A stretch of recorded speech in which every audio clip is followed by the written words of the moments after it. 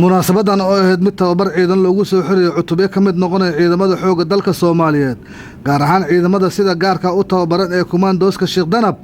ayaa xiritaanka tababarkooda waxaa ka soo qayb galay taliyayaal saraakiil ka tirsan ciidamada xoogga dalka Soomaaliyeed oo ugu horeeyay taliyaha ciidamada xoogga dalka General Maxamed Aadan Axmed Dhagacade cutubyada ciidanka Danab ku biira ayaa muddo tababar ciidan uga socday dugsiga tababarka ciidanka oo dhawaan loo bixiyay dugsiga tababarka General Dhiga Badan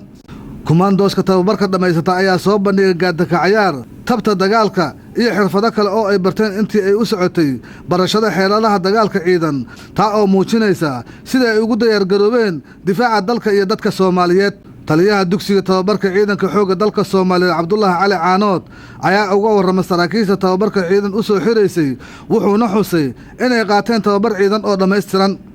taliya dugsiga tababarka sareeya gaas Dhiga Badan waxaa ku jira cutubyo kala duwan oo ay ka mid tahay Danab waxay halkan ku qaataan tababar sabjigiya kala maadooyin kala duwan leh oo ay ka mid tahay maadooyinkii maanta aad arkaysay oo muhiimka ahaa maantana munaasabadan qaaliga ah aad noogu timid aad baan ugu faraxsanahay inaad tababarkii noo dhamaaday aad noo xirto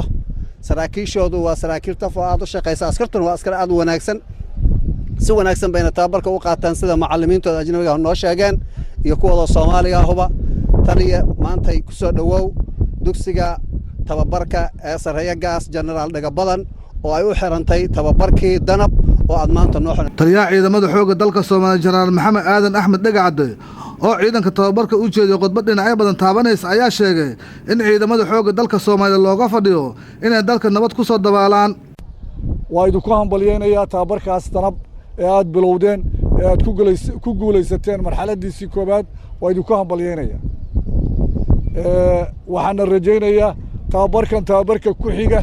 in aad sidaas oo kale ugu guulaysataan in aad dhamaystirataan oo aad u gudubtaan tababarada ka sii sareeya ee saaxiibadiina idinka soo horeeyay ay u gudbeen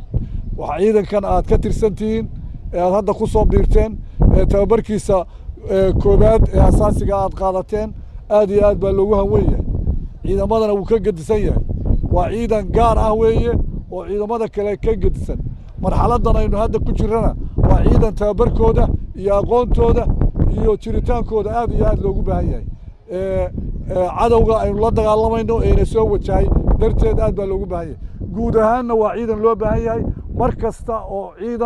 ciidankan oo ciidamada adduunka ciidankan oo kale waa leeyahay ciidamada uu wuxuu fuliyaana waxa weeye falalka gaarka ah oo isaga mooyaan cid kale fulin karin baa loogu talagalay wixii ka dambeeyay dhicitaankii dawladda dhexe ee dalka Soomaaliya ayaa ciidamada xoogga dalka Soomaaliyeed waxaa soo gaaray burbur aad u xoogan waxaana haatan laga dareemayaa inay ka soo kabanayaan Muuse Maxamuud Jiiso magaalada Muqdisho.